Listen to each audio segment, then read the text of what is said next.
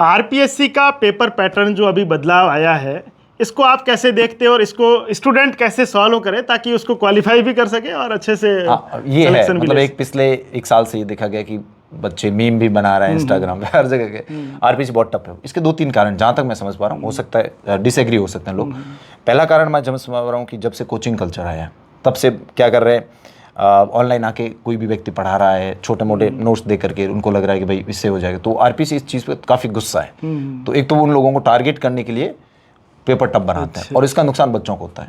बच्चे को कितना ही कहो मूल पढ़ लो, ये पढ़ लो, बच्चा घूम फिर के अंत तक उसी पे आता है, सर हमको लास्ट में हमें इतना सा दे दो, इतना पढ़ के हमारा हो जाए। आरपीएससी जब उत्ते से सवाल नहीं बना रही तो लेके कोई मतलब नहीं, पहला कारण। दूसरा कि जब से ये कोचिंग कल्चर इसमें क्या आया, टीचर सेलिब्रिटी टाइप हो गए।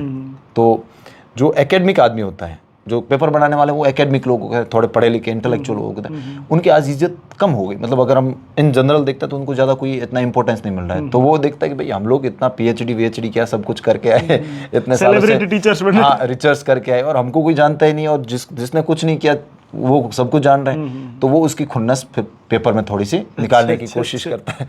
और दूसरा ये भी हो गया कि एक जो रीज़न मुझे भी वैलिड लगा वो ये है कि कई सालों से पेपर बन रहे हैं, फर्स्ट पेपर में खासकर, और सब्जेक्ट में भी बहुत सारे ऐसे टॉपिक जो रिपीट हो रहे हैं कई सालों से, जो 2013 में भी थे, आप जब लगे तब भी थे, मैं लगा तब भी थे। अब उस सवाल में वो सेम सिमिलर सवाल पूछ के थक चुका है और कोचिंग वगैरह ने उसको इतना पढ़ा दिया है कि उतना तो जनरल आता है, मतलब उसमें अपडेट किया गया। अपडेट उन्होंने क्या सोचा कि इसमें थोड़ा सा एक्स्ट्रा जाके पूछते हैं ताकि सवाल को गलत करो, क्योंकि अल्टीमेट उद्देश्य कंपटीशन एग्जाम का बाहर करना। लेकिन वो बच्चे वही चीजें रिपीटेड पढ़ रहे हैं और उन्हें थोड़ा साइड में जाके पूछते हैं, तो ज्यादातर बच्चों को वहाँ फेलियर का सामना, क्योंकि पहले ये 40% का क्राइटेरिया भी नहीं था, पेपर भी इजी आते थे और अभी दोनों कर दिया, क्राइटेरिया भी हो गया। और दूसरी बात के इसमें इन्होंने पेपर का जो बना के थक गए तो उन्होंने एक्स्ट्रा सवाल, जैसे मान लो किसी हिस्ट्री के मुद्दे पे पहले सामान्य सवाल पूछते थे, अब उसमें एक्स्ट्रा जाके पूछते थे जो सामान्य नहीं मिलता है गाइडों वगैरह में, तो फिर बच्चों को अनकंफर्टेबल होता है। तो इसमें स्टूडेंट कैसे बचाव करे, क्योंकि कोचिंग और आयोग की लड़ाई के बीच में स्टूडेंट फंस रहा है। वो थोड़ा सा कोचिंग की आपको सहायता लेनी वो जरूरी है, ठीक है।